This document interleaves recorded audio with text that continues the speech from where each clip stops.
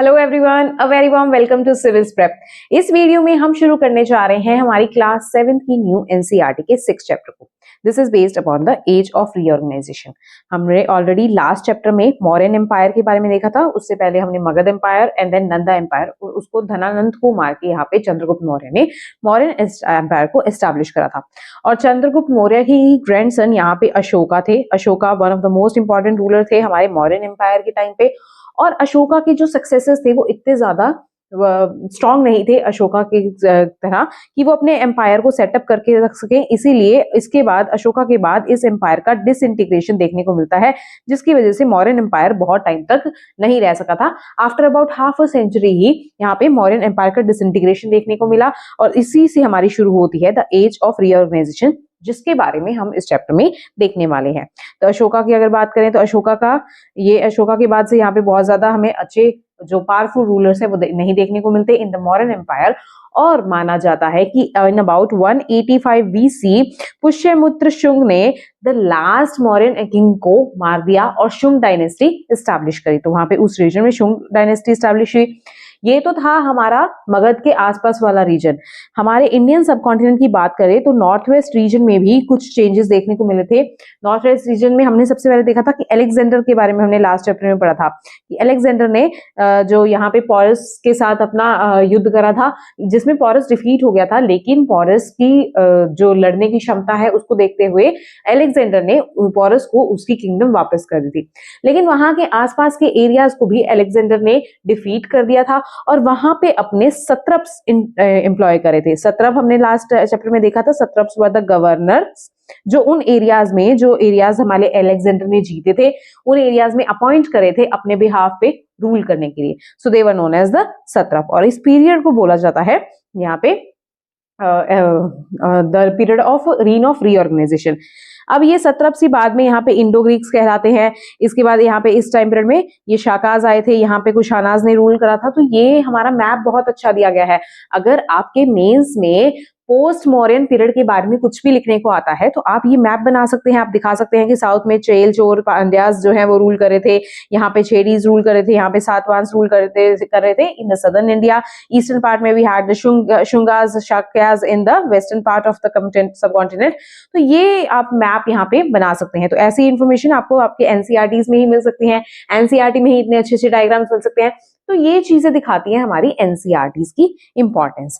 अब new kingdoms जो थी वो आपस में, क्योंकि उस टाइम पे अब एम्पायर जो है एक बड़ा एम्पायर अगर डिसइंटीग्रेट होगा इंडियन सबकॉन्टिनेंट के वेरियस रीजन्स में, बहुत ज्यादा इनके बीच में आपस में कंपटीशन चल रहा था फॉर द टेरिटरी। क्योंकि अगर ये स्मॉलर टेरिटरी पे रूल कर रहे हैं तो प्रोबेबिलिटी कितनी ज्यादा हाई रहती होगी कि हायर जो बड़े एम्पायर्स हैं आसपास के वो अटैक करके इनके छोटे एम्पायर्स को, छोटी टेरिटरीज को कैप्चर करके अपने एम्पायर का पार्ट बना लेंगे। तो क्योंकि इनको अपने एम्पायर को, अपनी टेरिटरी को बचा के भी रखना है और एज वेल एज अपनी टेरिटरी को और ज्यादा स्ट्रॉन्गर बनाना है, इसलिए यहाँ पे कन्फ्लिक्ट जो है वो कंटिन्यूसली चलता रहता था। और इस कन्फ्लिक्ट को रिजॉल्व करने के वेरियस मेथड्स को ये अडॉप्ट करते थे। जैसे यूज ऑफ फोर्स भी करते थे, वॉरफेयर के मेथड्स भी अडॉप्ट करते थे, आपस में लड़ते झगड़ते भी थे और मैट्रिमोनियल अलायंसेस भी बनाते थे। मतलब अगर कोई स्ट्रॉन्ग किंगडम का किंग है तो वहां पे जो आसपास की टेरिटरी के लोग हैं, आसपास की टेरिटरी के जो स्मॉलर किंग्स हैं, वो अपनी टेरिटरी को और ज्यादा उससे सेफ्टी प्रोवाइड करवाने के लिए अपनी उनसे मैट्रिमोनियल अलायंसेस बना देते थे कि मतलब वहां पे उनके परिवारों में शादी कर दी जाती थी ताकि वो अपनी टेरिटरी को इनसे बढ़ने वाले खतरे को प्रिवेंट कर सके, ताकि मतलब ये जो लार्जर किंगडम का किंग है वो उनकी टेरिटरी पे अटैक ना करे अगर मैट्रिमोनियल अलायंसेस बना दिए जाते थे। तो वेरियस मेथड्स को ये यूज करते थे अपनी टेरिटरी को एक्सपेंड करने के लिए, अपनी टेरिटरी को पीस बनाए रखने के लिए और वॉरफेयर से प्रिवेंट करने के लिए। Together with those political events, there was a burst in the art, architecture and literature, enriching the cultural exchange. इस चैप्टर में बहुत ज्यादा इन चीजों के बारे में बताया गया है, किस तरीके से आर्ट आर्किटेक्चर जो है वो फ्लरिश हुए थे, कौन कौन से किंगडम्स ने, कौन कौन से बेसिकली स्मॉलर एम्पायर्स ने आर्ट एंड आर्किटेक्चर में कंट्रीब्यूट करा था। और यूपीएससी का भी ये one of the favourite topics में से एक है। यूपीएससी मेंस में हो या प्री में हो, आर्ट एंड आर्किटेक्चर से रिलेटेड क्वेश्चंस पूछता ही रहता है, तो ये एरिया हमारे लिए उस सेंस में भी इंपॉर्टेंट हो जाता है। अब यहाँ पे हमने एक पीछे मैप देखा था जिसमें हमें वेरियस डायनेस्टीज हमने दिखाई थी कि कौन कौन से एरियाज में कौन कौन सी डायनेस्टीज जो है वो रूल करी थी। जैसे साउथ में वी हैव चेल चोर पांड्यास, देन साथ वहां नदर्न एरियाज में वी हैड इंडो साइथियंस, कुशान्स थे हमारे पास। तो उस तरीके से वेरियस रीजन्स में वेरियस जो छोटी छोटी किंगडम्स हैं वो रूल कर रही थी। अब यहाँ पे ये भी बहुत अच्छा डायग्राम दिया गया है जिसमें बताया गया है कि सब कॉन्टिनेंट के अंदर से जो डायनेस्टीज थी उनको डिफरेंशिएट करा है जो आउटसाइड से डायनेस्टीज आई थी। जैसे अगर नॉर्थ वेस्ट में हमारे जो ये तीन थे, Indo Greek, Shakas and Kushans, ये बाहर से आए थे। They were not from the Indian subcontinent only, वो बाहर से आए थे। और जो within the subcontinent जो थे, देवर, शुंगास, चेडी, सातवान, चोल, चेर, पांड्यास, तो ये हमारे सब कॉन्टिनेंट के अंदर से ही अंदर में ही प्रेजेंट थे। देन देखते हैं अब मौर्यन एम्पायर के बारे में। मौर्यन एम्पायर हमारा डिसइंटीग्रेट हुआ था, यहाँ तक हमने लास्ट चैप्टर में देखा था। फिर मौर्यन एम्पायर का लास्ट रूलर था, उसको मारा था पुष्यमित्र शुंग ने, और पुष्यमित्र शुंग ने शुंग डायनेस्टी एस्टैब्लिश करी थी। पुष्यमित्र शुंग ने शुंग डायनेस्टी को एस्टैब्लिश करने के बाद एक वैदिक रिचुअल परफॉर्म किया था which was known as the Ashwamedha yajna. अब ये अश्वमेध यज्ञ क्या है? इसमें क्या होता है कि कोई भी रूलर जो एक हॉर्स को छोड़ देता है, अब ये हॉर्स जिस भी टेरिटरी में जाता है, अगर उस टेरिटरी में किसी ने भी उस हॉर्स की मूवमेंट को चैलेंज नहीं करा, तो वो जो टेरिटरी, जितनी भी टेरिटरी में वो हॉर्स गया है, वो जिस भी रूलर ने ये यज्ञ परफॉर्म करा है उसकी टेरिटरी का पार्ट बन जाता है।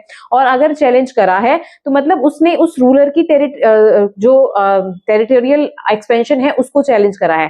तो जिस भी रूलर ने, फॉर एग्जांपल अगर शुंग डायनेस्टी में पुष्यमित्र शुंग ने इस यज्ञ को परफॉर्म करा है, तो जिस भी पर्सन ने उस हॉर्स को पकड़ा है, उनके और पुष्यमित्र शुंग के बीच में युद्ध होगा, और जो भी इस युद्ध में या इस वॉर में जीतेगा वही टेरिटरी का असली मालिक होगा। तो this was the concept of अश्वमेध यज्ञ। ये वैदिक रिचुअल इन्होंने परफॉर्म करा था। अब अगर ये कोई वैदिक रिचुअल को परफॉर्म कर रहे हैं, मतलब शुंग डायनेस्टी के जो लोग थे, शुंग डायनेस्टी के जो रूलर थे, वो वेदास को मानते थे, तो यहाँ पे वैदिक रिचुअल्स का प्रमोशन हमें शुंग डायनेस्टी में देखने को मिलता है। मौर्यन एम्पायर की कंपैरिजन में, अब ये मौर्यन एम्पायर के बाद ये बना था। मौर्यन एम्पायर में हमने देखा था कि अशोका के टाइम पीरियड में मौर्यन एम्पायर बहुत ज्यादा एक्सपेंड हो चुका था। साउथ के कुछ रीजन्स को छोड़कर पूरे के पूरे इंडियन सब कॉन्टिनेंट का जो पार्ट था, अब Indian subcontinent was a part of the Mauryan empire.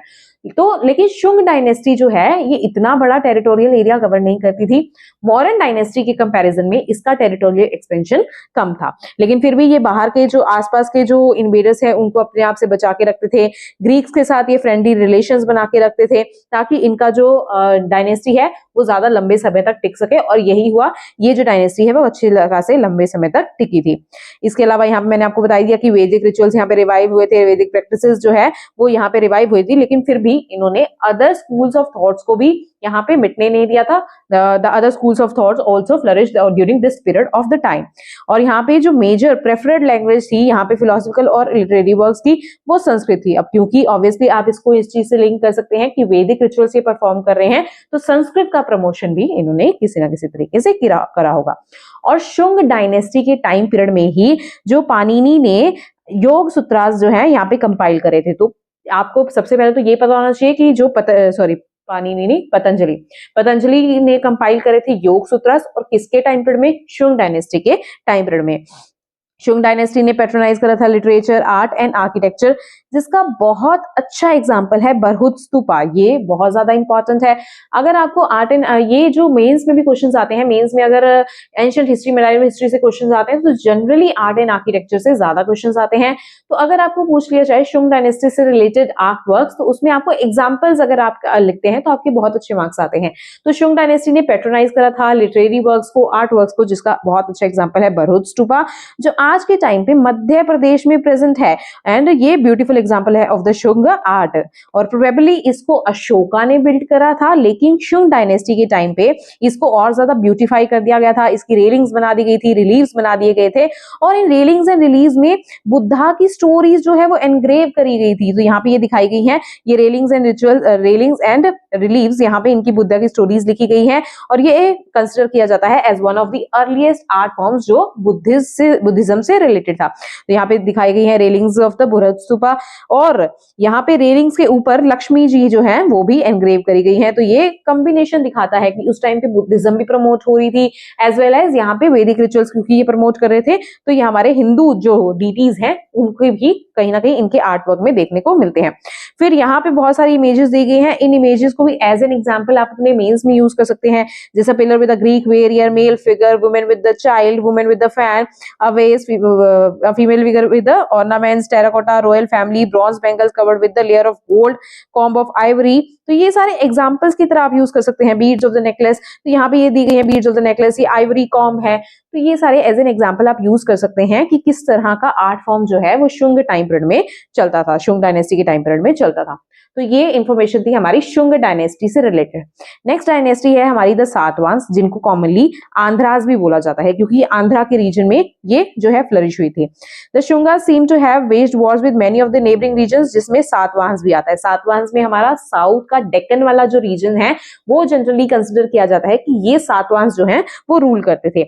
इसमें इसको आंध्रास भी बोला जाता है क्योंकि आज के टाइम का अगर देखा जाए तो प्रेजेंट डे आंध्र प्रदेश, तेलंगाना और महाराष्ट्र वाला एरिया जो है वो हमारा सातवाहन डायनेस्टी कवर करती थी। इसकी डिफरेंट टाइम पे डिफरेंट जो है कैपिटल थी, क्योंकि बहुत लंबी डायनेस्टी चली थी, अबाउट अ सेंचुरी ये डायनेस्टी चली थी, सॉरी एक सेंचुरी से ये ज्यादा चली थी। तो ये डिफरेंट कैपिटल्स थी, जिसमें से मोस्ट इंपॉर्टेंट कैपिटल्स हैं हमारी अमरावती एंड प्रतिष्ठान, जिसको पैठान भी बोला जाता है। ये आपको याद रखनी है। इनसे रिलेटेड भी प्रीवियस ईयर में क्वेश्चन पूछा गया है कि हमारी सातवाहन डायनेस्टी की कैपिटल कौन सी थी। और ट्रेड और कॉमर्स जो है सातवाहन किंगडम के टाइम पे ऐसा दिखाया जाता है कि ये फ्लरिश हुए थे, क्योंकि बहुत सारे कॉइन्स मिले हैं जो वेरियस पार्ट्स ऑफ इंडिया में, गुजरात से, आंध्र प्रदेश से रिलेटेड, जो ये दिखाते हैं कि ईस्टर्न और वेस्टर्न कोस्ट दोनों में ही सातवाहन किंगडम के टाइम पे जो हमारा ट्रेड है वो बहुत ज्यादा फ्लरिश करा था। इन कॉइन्स के ऊपर शिप्स भी डिपिक्टेड हैं जो सजेस्ट करती है कि मैरीटाइम ट्रेड भी चलता होगा, और जिस टाइप की शिप्स इन कॉइन्स के ऊपर डिपिक्टेड हैं वो दिखाते हैं कि शिप बिल्डिंग और नेविगेशन की टेक्नोलॉजीज में सातवाहन किंगडम बहुत ज्यादा आगे बढ़ चुका था, क्योंकि बहुत ज्यादा डेवलप्ड टाइप ऑफ यहाँ पे ये जो शिप्स हैं वो दिखाई गई हैं इनके कॉइन्स के ऊपर। एग्रीकल्चर भी बहुत ज्यादा फ्लरिश हुआ था सातवाहन के टाइम पे। कृष्णा गोदावरी रिवर सिस्टम में एग्रीकल्चर जो है वो अच्छा खासा फ्लरिश हुआ था, जिससे इनकी इकोनॉमिक स्टेबिलिटी आई थी।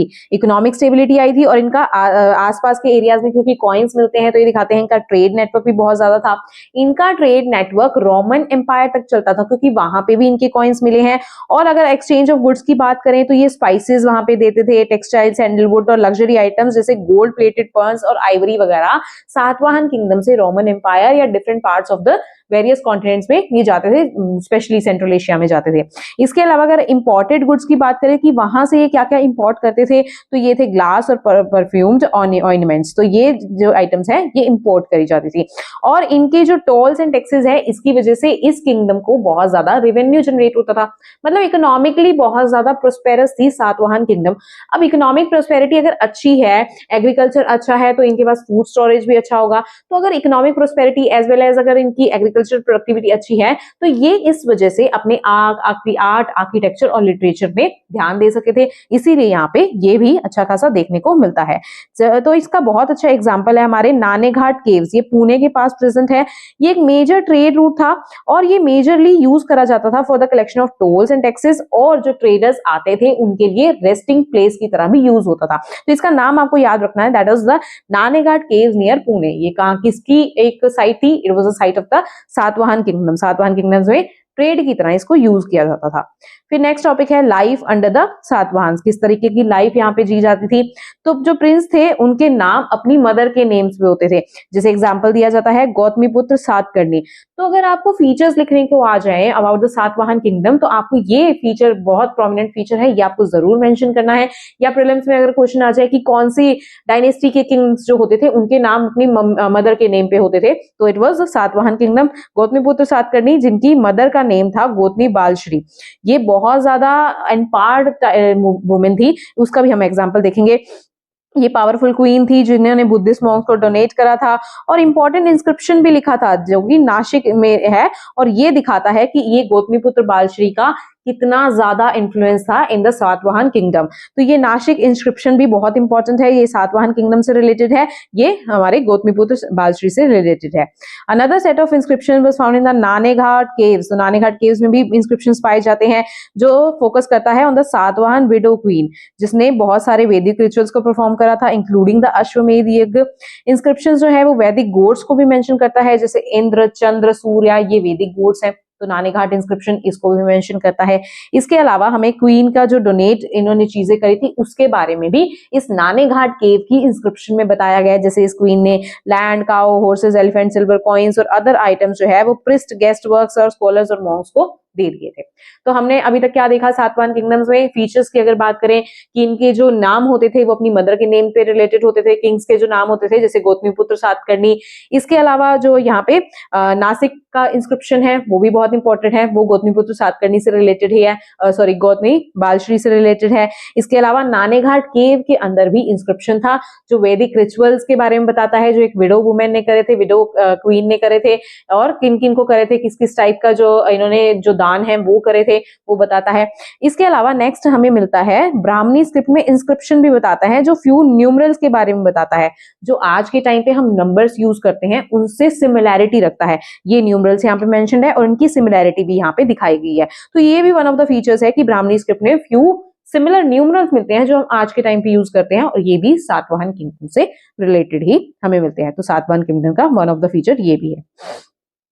देन ये जो सातवाहन थे ये वासुदेव यानी कृष्ण का जो अनदर नेम है, मतलब कृष्ण के फॉलोअर्स थे ये। ऑल्दो हमने देखा कि ये बुद्धिज्म को भी प्रमोट करते थे, अदर जो सेक्ट्स हैं उनको भी प्रमोट करते थे, अदर रिलीजन्स को भी प्रमोट करते थे, लेकिन बेसिकली ये वैदिक रिचुअल्स की तरफ इनका टिल्ट ज्यादा था।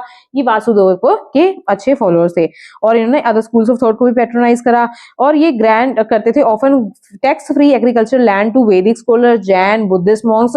तो ये ताकि क्योंकि ये अदर स्कूल्स ऑफ थॉट को भी प्रमोट करते थे, तो ये ऑफन अपनी जो लैंड है वो टैक्स फ्री दे दिया करते थे ताकि वो अदर स्कूल्स ऑफ थॉट जैसे बुद्धिज्म, जैनिज्म, इनके भी प्रमोशन के लिए भी वो लैंड जो है वो यूज करी जा सके। अब हमने एग्जांपल्स में नानेघाट इंस्क्रिप्शन देख लिया, नासिक का इंस्क्रिप्शन देखा, नानेघाट की केव्स हमने देखी, और हम देखते हैं ये है कारला केव्स। ये महाराष्ट्र में प्रेजेंट है, लोनावला के पास प्रेजेंट है।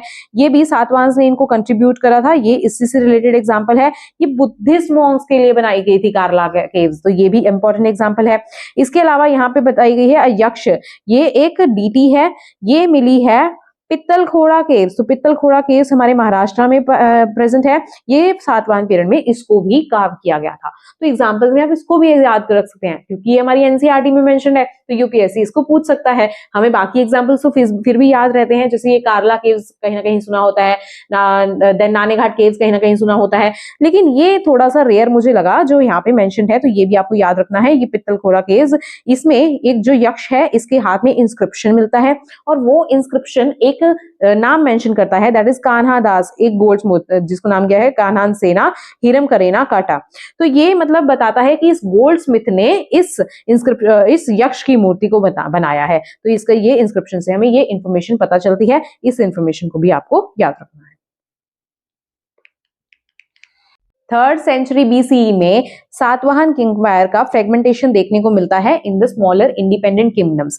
अब इसके बहुत सारे फैक्टर्स इसको लीड कर सकते हैं, लेकिन एक जो कॉमन फैक्टर जो माना जाता है behind the disintegration of the Satavahana empire, वो हम मान सकते हैं कि ये जो इसका सेंट्रल कंट्रोल था वो इतना अच्छा नहीं था, और ग्रेजुअली ये इकोनॉमिकली डिक्लाइन होना शुरू हो गया, जिसकी वजह से इसका ओवरऑल डिक्लाइनेशन हमने देखा है। देन फिर देखते हैं next empire, that is the Chedis. Chedis जो है वो अगर आपको मैप में याद हो तो हमारे कुछ ईस्टर्न पार्ट में छेड़ीज का हम देखते हैं। तो कलिंगा वॉर के बाद में कलिंगा का मौर्यन एम्पायर में जो है वो डिसइंटीग्रेशन यहाँ पे शुरू हो गया, और वो कलिंगा जो है उसकी जगह यहाँ पे कलिंगा के ही रीजन में यहाँ पे छेड़ी डायनेस्टी जो है वो स्टैब्लिश होगी। One of the most important rulers जो छेड़ी डायनेस्टी का जो अक्सर हमने देखने को मिलता है, that is the Kharavela. Kharavela ये मेन रूलर्स में से एक है। ये एक डिवोटेड फॉलोअर था ऑफ द जैन टीचिंग्स, तो जैनिज्म को ये प्रमोट करने का काम करता था, मोस्ट इंपॉर्टेंट पॉइंट। और इसको समटाइम्स भिक्षु राजा या मोंग किंग भी कहा जाता है, ऑल्दो इसने अदर स्कूल्स ऑफ थॉट्स को भी रिस्पेक्ट करा था इक्वली। लेकिन आपको ये याद रखना है कि छेड़ीज के लिए अगर हम कोई रूलर हम याद करना होता है, that is the Kharavela ruler. ये जैनिज्म को प्रमोट करता था और इसके अदर नेम्स भिक्षु राजा या मोंग किंग, और भुवनेश्वर के पास ही प्रेजेंट था। और इसमें most famous Udayagiri and Khandagiri caves, ये हमारे छेड़ी डायनेस्टी से रिलेटेड, छेड़ी डायनेस्टी से रिलेटेड हमें बहुत ही कम पॉइंट्स हमें देखने को मिलते हैं हमारी हिस्ट्री में, लेकिन वही पॉइंट्स इंपॉर्टेंट हो जाते हैं। जो जो पॉइंट्स यहाँ पे मेंशन है उनसे यूपीएससी ने प्रीवियस ईयर में क्वेश्चंस पूछे ही हैं। उदयगिरी एंड खंडगिरी केव्स हमारे अगर आर्ट एंड आर्किटेक्चर में देखें तो हम बहुत कॉमनली ये एग्जांपल देखते ही हैं। ये लाइकली डेवलप्ड है फॉर द जैन मॉन्क्स, तो ये चीज आपको याद रखनी है। उदयगिरी एंड खंड जो है खंड केव्स है ये जैन मॉन्क्स के लिए डेवलप्ड है। और ये बहुत ही अच्छा एग्जाम्पल है of the rock cut architecture. रोक कट आर्किटेक्चर जैसे नाम से ही पता चल रहा है कि रोक्स को काट काट के जो आर्किटेक्चर बनाया गया है that is known as the rock cut architecture. जैसे कि यहाँ पे आप देख सकते हैं ये है हमारी उदयगिरी केव्स, तो ये आपको रॉक्स से काट काट के इस टाइप का आर्किटेक्चर जो है वो बनाया गया है, तो ये है हमारी उदयगिरी केव्स। और ये है हाथी गुम्फा इंस्क्रिप्शन, ये भी हमारी ये जो चेरी डायनेस्टी है इससे रिलेटेड बहुत इंपॉर्टेंट इंस्क्रिप्शन है। ये ब्राह्मणी स्क्रिप्ट में लिखा गया है और ये रिकॉर्ड करता है जो खारवेल किंग है इसी की अचीवमेंट्स के बारे में ये बताता है, उसके विक्टोरियस जो मिलिट्री कैंपेन्स उसने करे हैं या लोगों के वेलफेयर के लिए उसने जो काम करे हैं, तो वो सारी चीजें इस हाथी गुम्फा इंस्क्रिप्शन में मेंशन्ड है। ये कौन सी स्क्रिप्ट में है? It is written in the Brahmani script. और इसमें ये प्राउडली डिक्लेयर करता है कि ये इसने बनाई है काउंसिल ऑफ एसेटिस एंड सेजेस, और ये हंड्रेड्स रीजन्स में अपनी अकम्प्लिशमेंट्स बताता है, अपनी एक्स्ट्रा ऑर्डिनरी वर्च्यूज बताता है, और ये बताता है कि हर एक सेक्ट को इसने रिस्पेक्ट करा, उनके लिए टेम्पल्स बनाए, और इसी चीजों के बारे में ये बताता है कि फिर से मतलब ये बताते हैं कि एक रूलर जो अब बहुत सारे सेक्ट्स को, अदर स्कूल ऑफ थॉट्स को रिस्पेक्ट कर रहा है, उसमें खुद को प्राउडली ये दिखाना चाह रहा है। जैसे अगर याद कीजिए लास्ट लेक्चर हमने अशोका के बारे में सिमिलर चीजें देखी थी, अशोका ने भी यही सब चीजें करी थी, तो यही सब चीजें यहाँ पे ये खारवेल जो है वो कर रहे हैं। ये छेड़ी डायनेस्टी के बहुत इंपॉर्टेंट रूलर है। तो छेड़ी डायनेस्टी के बारे में हमें थोड़ी ही लिमिटेड इंफॉर्मेशन मिलती है, बट वो लिमिटेड इंफॉर्मेशन के पॉइंट्स ही आपको अच्छे से याद रखने हैं, वो इंपॉर्टेंट है, उससे यूपीएससी क्वेश्चंस पूछती रहती है। Then kingdoms and life in the south, ये सेकंड और थर्ड सेंचुरी बीसी से थर्ड सेंचुरी सीई तक, मतलब इतने टाइम पीरियड तक ये चला था, और ये इसमें मोस्ट इंपॉर्टेंटली 3 पावरफुल किंगडम्स यहाँ पे मर्ज हुई थी। बात करें अगर सदर्न मोस्ट में we have the Pandyas, then यहाँ पे वी हैव द चोलाज, और इस रीजन में आसपास वी हैव द चेराज। तो ये इंपॉर्टेंट यहाँ पे डायनेस्टीज थी जो साउथ की बहुत इंपॉर्टेंट डायनेस्टीज में से एक थी। ऑल्दो जो खेरवाल किंगडम थी वो ये क्लेम करती है कि इन्होंने साउथ इंडियन किंग्स को ये अपनी टेरिटरी से बचाने के लिए इन्होंने थ्रेटन करा था, उनसे बैटल करी थी, लेकिन ये बैटल ग्राउंड की कहाँ पे ये बैटल हुई थी ये अननोन है, इसके कोई भी एविडेंसेस नहीं देखने को मिलते। मतलब साउथ के किंगडम्स और मोर और लेस यहाँ पे इंडिपेंडेंटली अपने आप में काम करती थी। तो यहाँ पे इस मैप में ये मेंशन है कि पांड्याज इनकी कैपिटल मदुराई थी, चोलाज इनकी कैपिटल उरैयार थी, चेराज इनकी कैपिटल थी वंजी या करूर। अब यहाँ पे इनके सिंबल्स भी मेंशन है कि यहाँ पे ये फिश थी, टाइगर था और ये बो थी, तो ये इनके सिंबल्स थे इनकी किंगडम्स के, ये भी आपको पता होने चाहिए। यहाँ पे इस टाइम पीरियड में बहुत सारे पोइट्री वर्क्स भी देखे गए थे और उनको कॉमनली बोला जाता है संगम लिटरेचर। संगम का मतलब होता है, ये एक संस्कृत वर्ड है जिसका मीनिंग है एसोसिएशन या एक साथ आना, संघ आना, तो संगम ये एंटायर एरा को डिफाइन करता है। संगम लिटरेचर जिसको संगम एज बोला जाता है, मतलब उस पूरे के पूरे टाइम पीरियड को ही संगम एज बोला जाता है। ये एसोसिएशन हुई थी जिसमें बहुत सारे ग्रुप ऑफ पीपल, पोइट्स वगैरह आए थे जिन्होंने बहुत सारी राइटिंग्स दी थी, वो पूरे के पूरे संगम लिटरेचर का पार्ट है। मतलब इसमें बहुत सारी चीजें आती हैं। 3 मेन कॉन्फ्रेंसेस हुई थी जिसको संगम कॉन्फ्रेंसेस बोला जाता है, और ये असेंबली हुई थी पोइट्स की। Sangam literature is the oldest in the South India, ये बहुत इंपॉर्टेंट चीज है, ये बहुत इंपॉर्टेंट है। संगम लिटरेचर से रिलेटेड क्वेश्चंस अलग अलग एग्जाम्स में पूछता ही रहता है यूपीएससी, तो ये आपको पता होना चाहिए। इसमें सेवरल कलेक्शन या एंथोलॉजीज ऑफ पोएम्स जो है वो प्रेजेंट है। उस टाइम पीरियड के सोसाइटी, कल्चर, इकोनॉमिक एस्पेक्ट्स, हर सारे एस्पेक्ट्स जो है वो संगम लिटरेचर दिखाने की कोशिश करता है। वेरियस स्टोरीज के माध्यम से वो बताने की कोशिश करता है कि किस तरह की डीटीज उस टाइम पे जो है वर्शिप करे जाते थे, किस टाइप का कल्चर था उस टाइम पे साउथ की सोसाइटी का। तो संगम लिटरेचर ये सारी चीजें बताता है।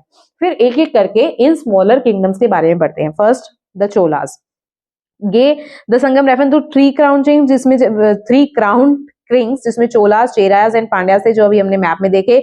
चोलास जो थे वो पावरफुल डायनेस्टी थे, ये साउथ इंडिया में 3rd सेंचुरी बीसी से 13th सेंचुरी सीई तक इन्होंने रूल करा था। और चोला किंग थे एक करिकाल, ये he is known to have defeated a combined forces of Cheras and Pandyas and establishes supremacy. तो ये बहुत इंपॉर्टेंट, ये चोला के जो रूलर है that is known as the Karikala.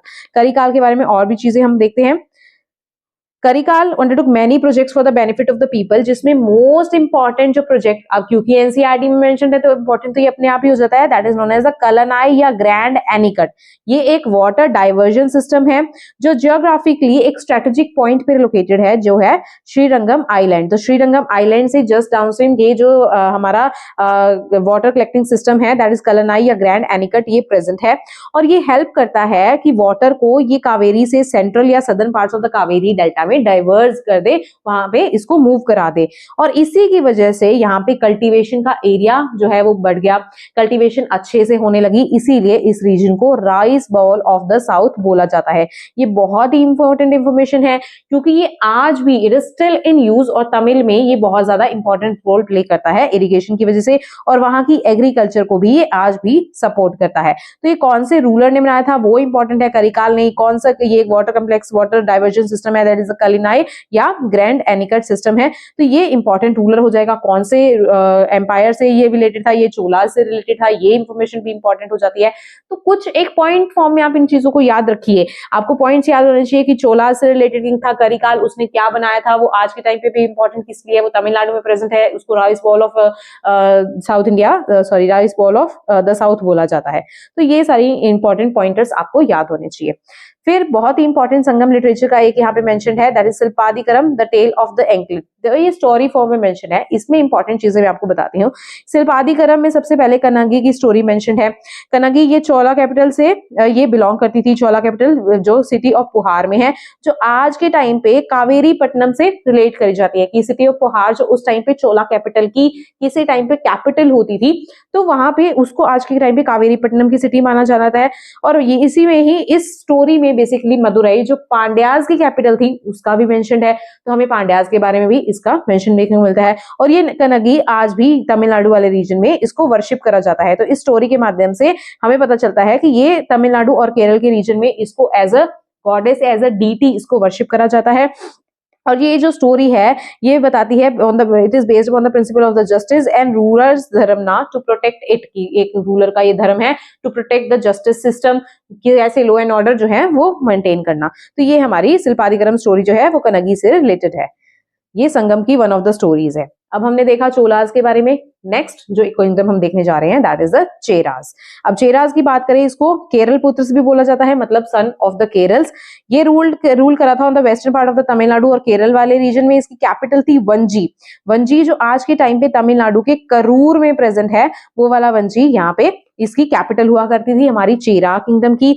और ये they were known for the extensive trade connections जो कि रोमन एम्पायर और वेस्ट एशिया में जाती है। आपको अगर याद हो सातवान किंगडम्स में भी हमने यही चीज देखी थी कि सातवांस के कॉइन्स के जो डिस्ट्रीब्यूशन है उससे हमें पता चलता है कि सातवांस का जो ट्रेड नेटवर्क था ये रोमन एम्पायर में भी स्प्रेड था, ये वेस्टर्न एशिया के एम्पायर में भी स्प्रेड था। तो यही चीज हमारे ये चेराज के बारे में भी कह सकते हैं। ये जो इनके जो गुड्स थे वो ऑल ओवर द वर्ल्ड वो स्प्रेड होते थे and kingdom became a hub for the export of the spices, timber, Ivory and pearls. अब यही सब चीजें सातवाहंस भी एक्सपोर्ट करते थे, मतलब साउथ इंडिया में यही चीजें मिलती थी जो एक्सपोर्ट करी जाती थी। तो यहाँ पे एक्सपोर्ट के जो कंपाउंड एक्सपोर्ट के जो प्रोडक्ट्स हैं वो मोर और लेस सेम ही रहेंगे। तो यहाँ से आप इनको लिंक कर सकते हैं, मतलब आप इन सारी इंफॉर्मेशन को लिंक करते हुए एलिमिनेशन का मेथड लगा के अपने कुछ पॉइंट्स को एलिमिनेट करके भी आंसर तक पहुंच सकते हैं। तो एक्सपोर्ट की आइटम, इंपोर्ट की आइटम आपको एज सच याद नहीं रहनी चाहिए, याद नहीं होती रादर, तो आपको आइडिया होना चाहिए कि कौन सी चीजों को एक्सपोर्ट करा जाता था और कौन सी चीजों को इंपोर्ट करा जाता था, क्योंकि इससे रिलेटेड यूपीएससी ने प्रीवियस ईयर में क्वेश्चंस पूछे हैं। नेक्स्ट है the Chera Kings issued a number of coins under their reigns. तो इन्होंने भी बहुत सारे कॉइन्स जो हैं वो इशू करने का काम करा था। नेक्स्ट साउथ की किंगडम है हमारी third, that is the Pandyas. Pandyas ने रूल करा था over the part of the Tamil Nadu और सराउंडिंग रीजन्स। इनकी कैपिटल थी प्रेजेंट डे मदुरई, जो बार बार मेंशन में आ रहा है कि मदुरई इनकी कैपिटल थी। मेगास्थनीज अगर आपको याद हो चंद्रगुप्त मौर्य के टाइम पीरियड में ये आए थे। अब इन्होंने अपनी बुक लिखी थी इंडिका, ये भी मैं पहले बता चुकी हूँ। इन्होंने भी पांड्या की किंगडम के बारे में अपनी इंडिका बुक में मेंशन करा है। क्या मेंशन करा है कि एक प्रोस्पेरस किंगडम थी विद स्ट्रॉन्ग एडमिनिस्ट्रेशन, जो एक्टिवली ट्रेड में इन्वॉल्व थी और इनका ट्रेड भी बहुत ज्यादा बाहर जो है वो इन्फ्लुएंस रखता था, जैसे ग्रीक्स के साथ, रोमन्स के साथ। और इंटरनल ट्रेड भी पांड्यास का अच्छा खासा देखने को मिलता था। Internal that is with in the Indian सब कॉन्टिनेंट, जैसे कि खारवेल के साथ इनका किंग जो ट्रेड है वो देखने को मिलता है, जहां पे इनको 100 ऑफ द पर्ल्स मिलते हैं खारवेल में, जो कि प्रोबेबली इन्होंने पांड्या किंगडम से लिए होंगे। तो पांड्याज का इंटरनल ट्रेड भी अच्छा था, एक्सटर्नल ट्रेड भी अच्छा था। और ये चीज कौन बता रहा है? ये मेगास्थनीज बता रहे हैं in his writing named as Indica. तो ये इंफॉर्मेशन आपको अच्छे से याद होनी चाहिए, आप मेंस में भी इसको आप लिख के अपने अच्छे खासे मार्क्स को स्कोर कर सकते हैं। इनका एक naval power of the subcontinent भी इसको बोला जाता था, क्योंकि नेवी में ये बहुत अच्छे थे, शिप बिल्डिंग में ये बहुत अच्छे थे। और लेटर पांड्याज ने ऑल्सो ये कंट्रीब्यूट करा था इन द आर्ट, आर्किटेक्चर और overall prosperity of the region, क्योंकि अब ये ट्रेड में अच्छे हैं तो प्रोस्पेरिटी में बिल्कुल अच्छा करेंगी। और हमने पहले ही जिन जिन किंगडम्स में हम देखते जा रहे हैं कि जो ट्रेड में अच्छे हैं, जो प्रोस्पेरस है, जिनकी इकोनॉमिक लाइफ अच्छी चल रही है, वो कहीं ना कहीं आर्ट एंड आर्किटेक्चर या लिटरेरी वर्क्स में ध्यान देते हैं, वहां पे वो चीजें भी प्रोस्पेरिटी लाती हैं। देन नेक्स्ट है हमारा invasion of the Indo Greeks. अब हमने साउथ की किंगडम्स के बारे में देख लिया, हमने चोल चेर पांड्यास के बारे में देख लिया। अब हम देखते हैं कि हमारे नॉर्थ वेस्ट रीजन में क्या चल रहा था। नॉर्थ वेस्ट रीजन में अलेक्जेंडर की स्टोरी मैंने आपको इस चैप्टर की स्टार्टिंग में ही बताई कि अलेक्जेंडर ने इन्वेड करा, वो अपने जो प्रोविंसेस के गवर्नर्स थे उनको अपॉइंट करके जाते थे, एंड देन अपॉइंट जिनको सत्रप्स बोला जाता था। अब ये सत्रप्स ने ही धीरे धीरे और ज्यादा पावर को गेन करा और छोटे छोटे एरियाज को ये कैप्चर करते गए एंड इंडियन सबकॉन्टिनेंट में एंटर करते गए। इन्हीं को बोला जाता था इंडो ग्रीक्स। मौर्याज के डिक्लाइन के बाद जो है इंडो ग्रीक्स ने एंटर करना शुरू करा था। और यहाँ पे इंडो ग्रीक्स ऑल्दो बहुत ज्यादा ये कंट्रीब्यूट ना कर पाए हो, लेकिन फिर भी इन्होंने आर्ट एंड आर्किटेक्चर में बहुत कंट्रीब्यूट करा। इंडियंस जो थे इनसे इन वैल्यूज को बोरो करते थे, इनके आर्किटेक्चर एंड आर्ट को बोरो करते थे। तो इंडो ग्रीक ये एलिमेंट्स आ गए थे हमारे इंडिया में, जैसे गवर्नेंस रिलेटेड, आर्ट, लैंग्वेज और डेली लाइफ में जो कल्चरल लैंडस्केप था उसको भी शेप करने का काम करा था। तो मतलब कुछ चीजें हमने इनसे बोरो कर ली थी और हमारे कल्चरल लाइफस्टाइल्स को, गवर्नेंस को, देन आर्ट एंड आर्किटेक्चर को इन्होंने चेंज करने का, इन्होंने इन्फ्लुएंस करने का, ग्रीक इन्फ्लुएंस आज भी जो है वो देखने को मिलता है इस north west part of the Indian subcontinent वाले रीजन में। जैसे बहुत अच्छा एग्जाम्पल दिया गया है यहाँ पे हेलिडोरस पिलर, ये विदिशा में मध्य प्रदेश के पास प्रेजेंट है। इसको नाम करा गया है, it is named after the Indo Greek ambassador जिसने अपने इंस्क्रिप्शन में Vasudev the gods of God को प्रेज करा है। तो ये जो पिलर है it is the example of the Indo Greek architecture, जिसमें इंडियन एंड ग्रीक दोनों का ही इन्फ्लुएंस देखने को मिलता है। During the excavation in the north India archaeologist को बहुत सारे इंडो ग्रीक कॉइन्स भी मिले हैं, और ये कॉइन्स जो हैं वो अलग अलग मेटल से बने हुए हैं, जैसे गोल्ड, सिल्वर, कॉपर, निकल, और इनमें अलग अलग यहाँ पे इंडो ग्रीक डीटीज भी मेंशन्ड है। कहीं कहीं ग्रीक डीटीज जो है इनके ऊपर बने हुए हैं इन कॉइन्स के ऊपर, कहीं कहीं इंडियन डीटीज भी इन कॉइन्स के ऊपर बने हुए हैं। तो इंडो ग्रीक इन्फ्लुएंस हम इनके कॉइन्स में मिलता था, इनके आर्किटेक्चर में मिलता था। तो ये इन्फ्लुएंस हमारे इन्हीं रूलर्स की वजह से मिलता था। The rule of the Indo Greeks वो ended with the invasion of the Indo Scythians या शाकाज। तो अब उस टाइम के बाद, इनके बाद, इंडो ग्रीक्स के बाद शाकाज या इंडोसाइथियंस आए थे। इन्होंने रूल करा था from the time period of the 2nd century BCE to 5th century BCE। और ये कब तक रूलिंग में रहे थे? जब तक कुशांस नहीं आए थे। इनको डिफीट करा था कुशांस ने, और कुशांस के बहुत इंपॉर्टेंट रूलर थे हमारे कनिष्क। तो कनिष्क बहुत इंपॉर्टेंट रूलर थे। कनिष्क ने भी आर्ट एंड आर्किटेक्चर को बहुत ज्यादा सपोर्ट करा था, ये भी इंपॉर्टेंट रूलर है। अब ये कुशांस के टाइम पे इंपॉर्टेंट इवेंट था शक संवत कैलेंडर का बनना, जो कि टाइम पीरियड में अगर बात करें तो ग्रेगोरियन कैलेंडर, जो इंग्लिश कैलेंडर हम यूज करते हैं, उससे 78 ईयर्स पीछे चलता है। और इसको इंडियन नेशनल कैलेंडर अडॉप्ट करा गया था in the year of 1957। Next topic है हमारा द इमर्जेंस ऑफ कुशांस। अब कुशांस आ गए हैं। कुशांस ओरिजिनली सेंट्रल एशिया से बिलोंग करते थे। इंडिया में प्रोबेबली ये 2nd सेंचुरी CE में आए थे, और इसका पीक एम्पायर एक्सटेंड हुआ था सेंट्रल एशिया से larger part of northern India को इसने कवर कर लिया था। एक्सटेंसिव कल्चरल इंटरमिक्सिंग इस टाइम पीरियड पे देखने को मिली थी। और इंपॉर्टेंट रूलर मैंने आपको बनाया, कनिष्क ने आर्ट और कल्चर को यहाँ पे एनकरेज करा था। ये है headless statue of the Kanishka. ये फेमस हेडलेस स्टैचू है कनिष्क का, प्रोबेबली मोस्ट पावरफुल रूलर थे कुषाण डायनेस्टी के। ये जो इस स्टैचू पे ब्राह्मणी स्क्रिप्ट में लिखा गया है महाराजा राजाधिराज देव पुत्र कनिष्क, मतलब the great king of king, son of god Kanishka. तो कनिष्क ने यहाँ पे बहुत ज्यादा आर्ट एंड कल्चर में कंट्रीब्यूट करने का काम करा था। इनके टाइम पे गोल्ड कॉइन्स बहुत ज्यादा मिले हैं, तो गोल्ड कॉइन्स को प्रमोट करा था। गोल्ड कॉइन्स के ऊपर वेरियस डीटीज मेंशन थे। अब ये यहाँ पे दिखाया गया है किंग को, कनिष्क को दिखाया गया है with the spear tilted of kings. इनके जो साइड फीचर्स थे इसमें बुद्धास दिखाए गए हैं। बुद्धा जो है इंस्क्रिप्शन में बुद्धा लिखा हुआ है, ग्रीक स्क्रिप्ट में लिखा हुआ है। सेकंड कॉइन जो दूसरी हम पिक्चर में देखते हैं उसमें एक एम्परर है एक साइड में, और दूसरी साइड पे शिव है विद अ नंदी। तो ये चीजें हमें दिखा रही है कि उनके कोड मिल रहे हैं, बुद्धिज्म के हमें एविडेंसेस मिल रहे हैं। इसके अलावा इंडियन जो डीटीज हैं जैसे शिव विद्यानंदी यहाँ पे दिखाए गए हैं, एक साइड पे एम्परर की जो पिक्चर है वो यहाँ पे दिखाई गई है। तो ये हमें मिक्सिंग दिखाता है of the Indo Greek culture. तो यहाँ पे जो सेंट्रल एशिया का इन्फ्लुएंस था, क्योंकि सेंट्रल एशिया के रूलर्स इंडियन सब कॉन्टिनेंट में, रादर इंडिया के पूरे पार्ट में एंटर कर चुके थे, sorry northern part of the Indian में ये एंटर कर चुके थे। तो वहां पे इनका इन्फ्लुएंस अच्छा खासा उस टाइम पीरियड में देखने को मिल रहा था। Kushans held control over the significant section of the silk route जो चाइना में हमारा जाता है उसको भी कंट्रोल करने का कुशान्स ने यहाँ पे काम करा था। और ड्यूरिंग देयर रीन यहाँ पे ट्रेड जो है वो ग्रो करा था, और with the Asia and the western part, west Asia का जो सेंट्रल एशिया का पार्ट है उससे भी हमारा ट्रेड जो है वो ग्रो करा था during the Kushans time period.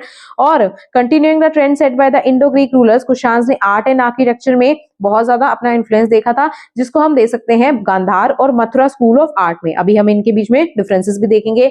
और इसके अलावा कुशान्स रूलर ने के टाइम पीरियड एक हम देखते हैं rise of the representation of the deities जो थे, जो ह्यूमन लाइक डीटीज होते थे, जैसे सूर्य का डिपिक्शन ऑन देयर कॉइन्स। तो ये ह्यूमन फॉर्म में जब ये अपने डीटीज को दिखाना शुरू करा था, ये चीजें भी कुशान के टाइम पीरियड से ही स्टार्ट हुई हैं, सॉरी कुशान्स के टाइम पीरियड से ये ज्यादा प्रमोट हुई हैं, उनका बढ़ावा देखने को मिला है।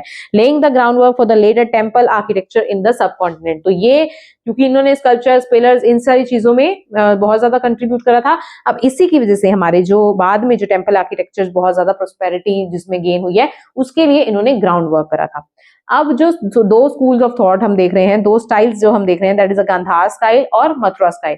इनमें आपको वापस में डिफरेंशिएट भी करना है, क्योंकि मेजरली ये 3 स्टाइल्स थे, जिसमें से 2 स्टाइल अभी इस चैप्टर में कवर करे गए हैं। और इनसे रिलेटेड यूपीएससी ने मेंस में प्रीवियस ईयर में क्वेश्चन पूछा गया है कि इन 3 जो स्टाइल से इनमें आपको डिफरेंशिएट करना था। तो यहाँ पे अगर क्योंकि 2 स्टाइल्स मेंशन है, तो इनके बीच में आप डिफरेंशिएट कर लीजिएगा।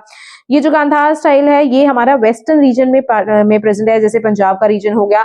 तो वेस्टर्न, नॉर्थ वेस्टर्न जो सब कॉन्टिनेंट का रीजन है, वहां पे हमारा गांधार स्कूल प्रेजेंट है। अब क्योंकि हमारे इंडो ग्रीक्स या स्काइथियंस या कुशान्स इसी एरिया में आए थे, तो यहाँ पे ग्रीक इन्फ्लुएंस या बाहर का इन्फ्लुएंस इस स्कूल ऑफ दैट बुद्धिज्म में ज्यादा देखने को मिलता है। नेक्स्ट जो हम मथुरा स्कूल देखेंगे, क्योंकि वो विद इन द इंडिया के पार्ट में प्रेजेंट है। अब मथुरा क्योंकि यूपी में प्रेजेंट है, तो विद इन इंडिया प्रेजेंट है, तो आउटसाइड इन्फ्लुएंस वहां पे कम देखने को मिलता है। तो गांधार स्कूल में ज्यादा आउटसाइड इन्फ्लुएंस है in comparison to the Mathura school. इन्होंने तो यहाँ पे आउटसाइड इन्फ्लुएंस है, तो ये blended a Greco Roman element with the Indian features. Indian features के साथ ग्रीको रोमन एलिमेंट देखने को मिलते हैं।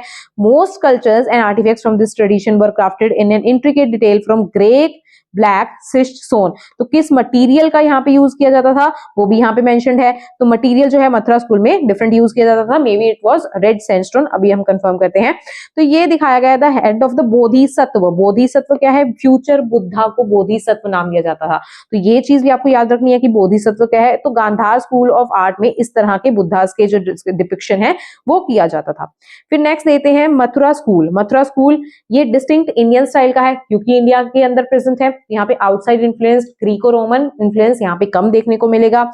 ये प्राइमरली रेड सैंडस्टोन का यूज करते थे, तो मटेरियल यूज में डिफरेंस आ गया इनमें आपस में।